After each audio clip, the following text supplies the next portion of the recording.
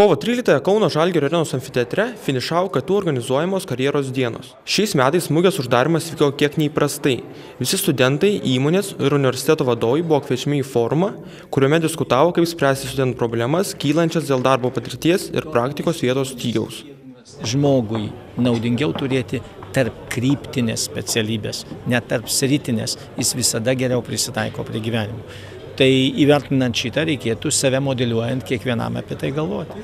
Pirmiausia, matyt, reikėtų visgi subalansuoti mūsų ir švietimo sistemą pagal tai, koks yra mūsų ūkis, pagal ūkio poreikius iš tikrųjų.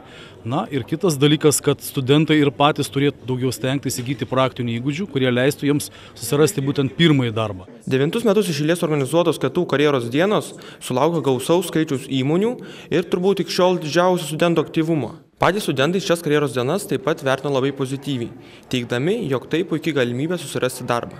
Tai yra labai naudingas dalykas, tai surandi ir kontaktų ir gauni numerių kažkieno aukščiau, nebūtinai paprastų darbuotojų, kurie ateina tau pristatyti tą paprastą veiklą įmonės, bet taip pat ir tų aukštesnių. Skiriasi šiek tiek ir apimtim. Ir aš sakyčiau, turbūt labiausia aktyvumu. Ir tas buvo malonu matyti, kad beveik prie visų stendų stovėjo eilutė studentų. Tai tam man tiesiog širdis džiaugiasi, kai mačiau. Šiemet daugiau buvo inžinerinių specialybių, inžinerinių įmonių.